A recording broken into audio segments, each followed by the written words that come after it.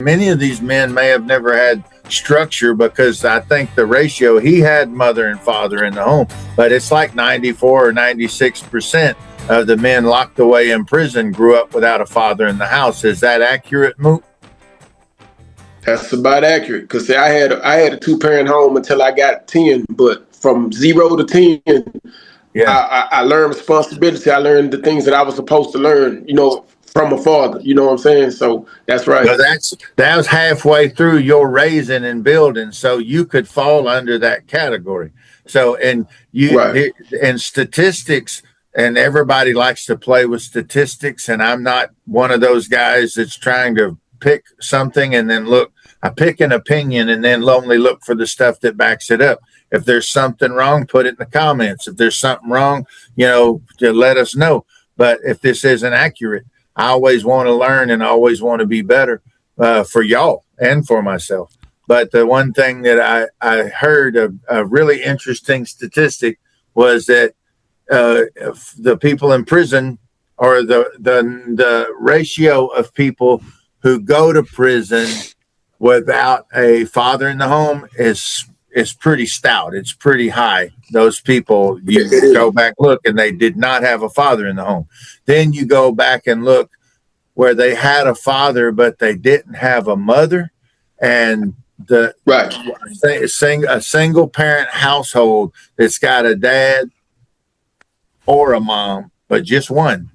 It seems like statistically, and I've seen 2 or 3 things, and they're pretty similar. The number of people that end up going the wrong way is much lower if they grew up in a single parent household that was a father, was a dad, versus if it was a mother and without a dad. So that's something that you can run your mom over. The thing is, if you're a 19-year-old, 18, 19-year-old hefty football player, your dad's going to put you in a check. Your mom's not going to do anything. When my dad died, I was with the daughters too, Rob. That was the thing, is including daughters, not just the males. Gotcha. If they were raised, that's what really caught me. I was like, okay, like you said, yes, probably the if it was a single dad raising only daughters, I mean, they may make him want to jump out of a first floor window and start drinking or something. But at the end of it, though, they were a lot less likely to make a bad decision here or make a bad decision there. I was 6 days away from being 21 when my dad passed away. So it was me and my mom for like 5 years. And I didn't have any rules. I didn't turn wrong because I did have my dad and mom together. That was the only parents I ever had. So I did have that structure for 20 years. So I knew right from wrong. But mom wasn't going to be as forceful or enforcing the law as much as dad would. I can guarantee you there are things I did because my dad wasn't around, like the drinking, the driving, doing all that crazy stuff that I had no business doing. I would have never done that if my mom would have been the one that passed away and I was left with my dad.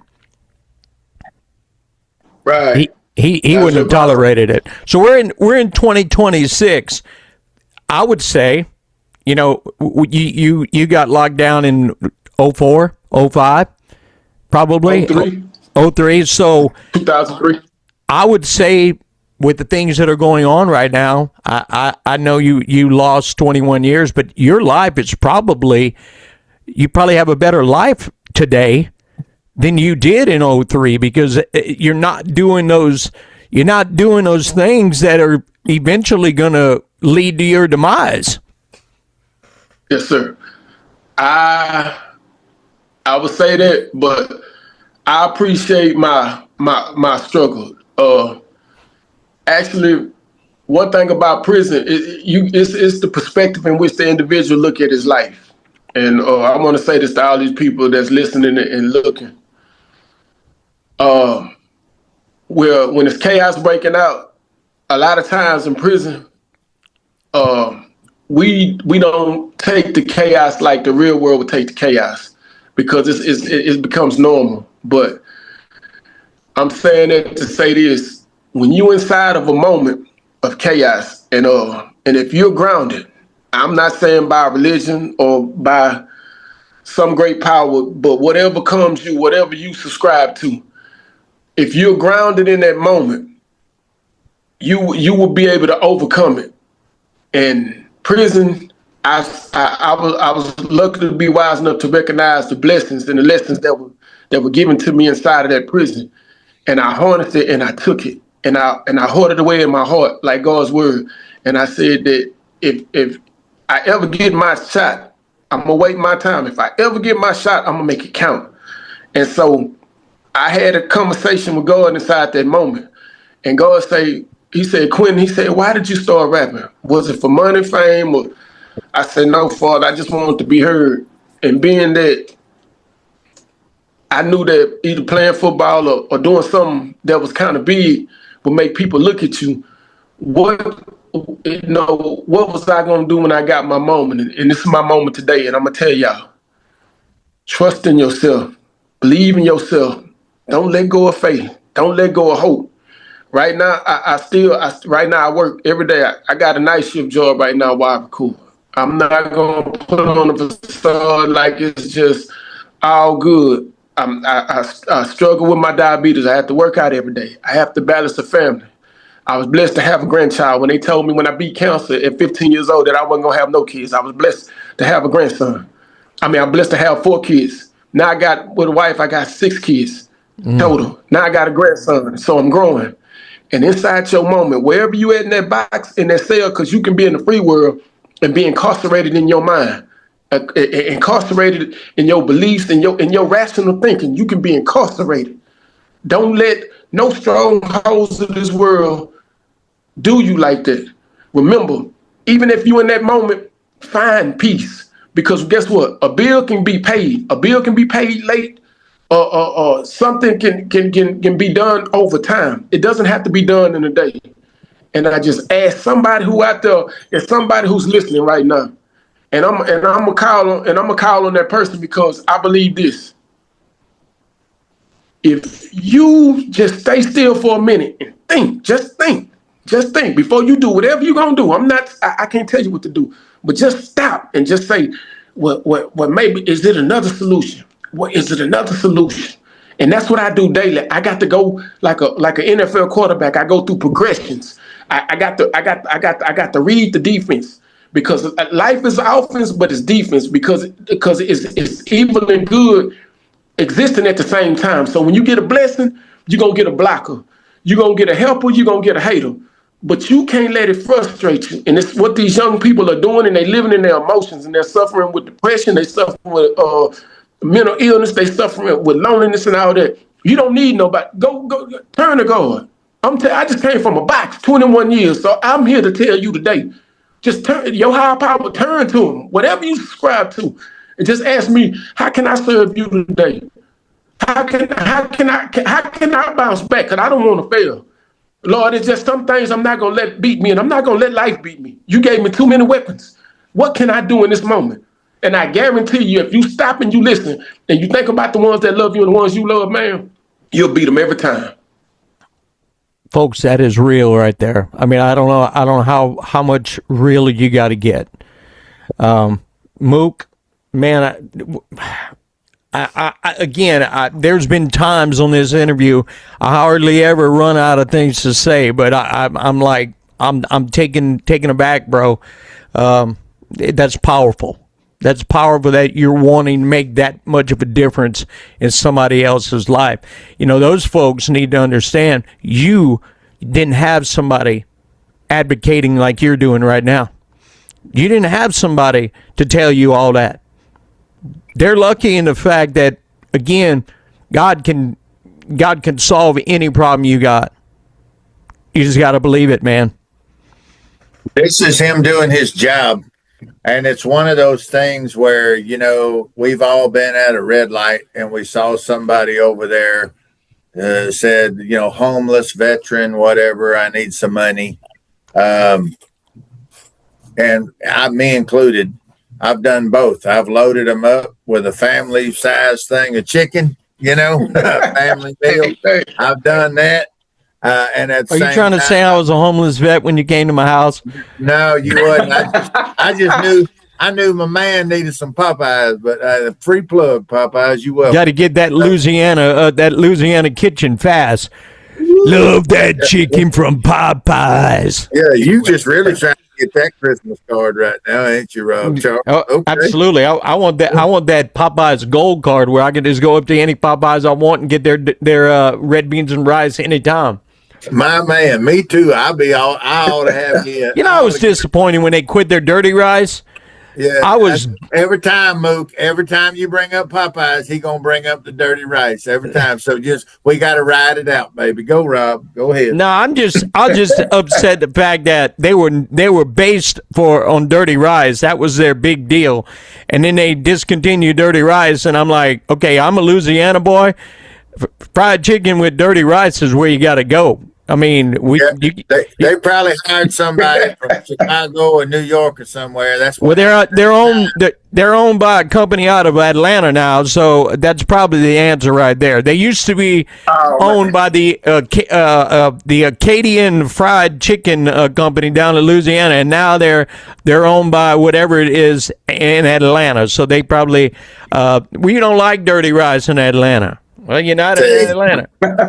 Yeah, they didn't like the name of it. They just didn't understand what it was. So, Oh man. but it's that all the stuff that Mook's giving for free right now. It's the same way as when I sit at that red light and see people. And I've done both. I've given because that's what I felt compelled to do. And there have been at times I wasn't in the right place and was cussing under my breath, thinking, well, that one probably drives a BMW in the next parking lot over or something like that. Okay, you're not wrong, and don't beat yourself up for feeling that way. But whether or not they do or don't have that BMW, that's not your job. Your job was you To see provide. somebody looks like they're down, you lift them up. And if you're just responsible for doing your part, not whether or not they abusing it. That's going to be on them, and somebody else is going to settle up. They're going to be the one to answer to it. Exactly. Yeah. So Mook. right now, Mook's giving this for free. People going to soak it up. They're going to listen. They're going to share it. They're going to pass it along, or they won't. Regardless, he's doing his job, and what they'll be held accountable to what they grab and run with and take in. Right. So we're at the end of the interview. I mean, that was a quick hour. I told you 30 to 40 minutes. That literally has been an hour right now. Yes, sir. Obviously, we're going to play "Waited My Time." We always play the artist whatever song they want to play at the end of the interview. I'm assuming that is the one that you're pushing right now.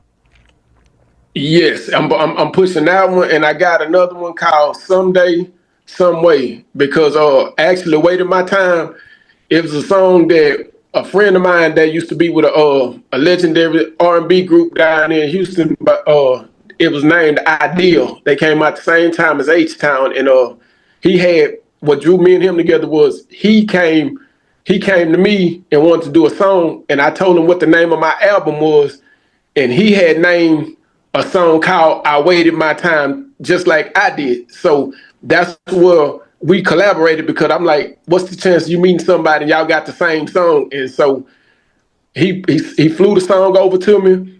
I wrote to it like in 30 minutes. I went the next day, I recorded it, and I sent it back, and it was magic right then. And when I did it, Uncle Rhino was the first person I sent the song to. So he sent it I to waited me right my after. time. He sent it to me right after that, and I was like, wow. I mean, I was just blown away. Yes. I wanted to say something because that happened because I listened to the whisper, and I started working with a dear friend of mine named Barry Coughing. Barry Coughing has an incredible thing called Springboard, where we uplift at no cost to the indie artist. We all come in on our own dime. We pay our own way, and we come in and we volunteer. All of us have track records. All of us have a background where we come in and we do all this for the artist for free. I wanted to get, what was your impression of Springboard, Mook?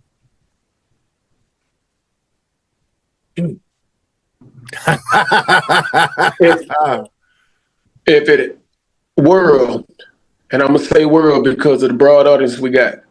If it had not been for Springboard, Mr. Mook would not be sitting here speaking to the person that I'm supposed to speak to today, getting ready to get the chance that Uncle Rhino and Mr. Rob Charles have given me. I would not have had it without Springboard. Go to Springboard, take your music, take your heart, take your hope, but most of all, take your faith with you and don't let it let you down. Yes, sir. We all just try to get where we need to be when we're needed to be there and be ready to jump in and listen and do what needs doing. What was your impression when we first met? I think, man, this big old tall, man, it's crazy because you have such a commanding presence when somebody, you're in the presence of somebody that if you need something or you need to convey something, you need to do it, and you need to do it as expedient as possible because you might miss your shot. And when I saw you and they introduced me to you, and I seen it, I said, man, it's something about this guy. And then when I gave my testimony, you came and gave me those words of wisdom. I knew my discernment was correct. You are the one. You the one with Mr. Rob Charles. I think you can change the life of an independent artist if they truly adhere, truly put their head down and work, and just have confidence in themselves. Well, no, I can never break someone. That's between them and God. I show them how for their moves to matter. And you put in the work, and I'll show you how to make sure your feet always have traction when you're running. And don't go there, go here, because that seems shorter, but it's actually the bridge is washed out. You need to go through over here, and I'm gonna get in. There's snakes over there too. Don't go that way. Go this way. That's where guys like me, and there's a bunch of me that are similar. We have different skills and attributes, but we all try to do it for you guys. And were you able to catch the panels when we were speaking on the I was able to. Yes, sir, I was. What was your takeaway? It was very intriguing because every artist was different. Every artist's experience was different. Their life story and background was different. And the insight that y'all had into our music and how we can improve, or where did our music fit as far as in the professional realm of music, was very amazing, and it was encouraging. But at the same time, it's an eye opener because it was not makeup. It was everything that you needed to use to get better. And I believe that by me going on that Springboard and sitting in front of that panel, I was wise enough to listen to a song and collaborate with somebody when I heard the song that I needed to hear. And I feel like I waited my time. Shout out to Big Tix, who featured me on that song. By me being able to go through that panel and get the nuggets and jewels that y'all told me that I could use to further myself along in my career, I used it, and I used the discernment, and I waited my time is a valuable compliment to that advice. We got Barry Coughing on. We're interviewing him tomorrow. So, man, tell Barry. Yeah. He still got my USB drive. Tell him to send me my USB drive. Oh yeah, I'll wear him out about that. Yeah. He was on TV this morning. He was on the news this morning talking about, I want to say, Springboard and some other stuff. Well, that right there, the reason he was on the news, on the network news, y'all, the reason that Barry was on it is I have been to Memphis, which is one of my old haunts, Beale Street. I've been up and down Bourbon Street. I run the alleys. That's one of my old haunts, Bourbon Street. Well, check this out. I've been to H-Town. That's your backyard. That's one of my old haunts. But guess what? See, we were supposed to go back to Memphis this year for Springboard South. But guess where guess where Springboard South is going to be? Now you're coming to my town, baby. We're going to Nashville, Tennessee. So come on. If you can get there, if you can make it happen, you're going to get to see a bunch of me and mine up there together. The ones I spent 20 years with, causing problems, shaking things up. We're going to be coming. Some of them were going to come to Memphis. And when they found out we were coming to them, now there's more that wasn't going to make it to Memphis, but they can drive right across town. They'll be there. So this is going to be wild. Yes, sir. Yes, sir. If I got to hitchhike, I'm coming. I got to get there this time. Dude said he's going to hitchhike. Yeah, planes, trains. If y'all see a really attractive black man, y'all pull your ass over. The man needs a okay? Come on. Hey, Mr. Charles, three quick things before I go. Yeah. For all the listeners out there on Facebook, my handle is Quentin Haynes. On Instagram, it's Mr. Mook Official. And number 3, the very most important thing I feel like this song is going to hit behind I Waited My Time by Big Tex featuring Mr. Mook and Mr. Mook Someday, Someway. The third song I'm telling y'all to be looking for, and I'm telling you, and God already gave it to me. Mr. Rhino has a song that this man wrote in the 80s that me and him supposed to do. When he heard my testimony, he had chills on him. I seen the goosebumps myself. Kentucky Fried Chicken goosebumps. He said that he's gonna give me that song with him, and I'm gonna feature on that song with Uncle Rhino, and I'm claiming that this year. This is a man that's a legend. I'm telling you, when he walk in rooms, I've seen the wife of the guy from Earth, Wind and Fire, the lead singer, Philip Bailey. I seen his wife. Hey man, when Rhino walks into a room, Uncle Rhino walk in the room, even the stars, spouses or whatever, they know that's him. So Uncle Rhino is him. We gonna do, the song is called Lazarus. Y'all stand by, because that song ain't going nowhere. That song has got a slot and a spot right in the middle of it for Mr. Mook. And it's going to tell his story and that of millions of people, but it's going to be done through a collaborative effort. That is a collab that is coming, and it's going to be about heart and spirit and pain and victory. We always get the artists to come back in 90 days. I hope you're up for that. We will book you for 90 more days and get a little progress report on what's going on with you and your music, and being part of the tribe. Welcome to the tribe.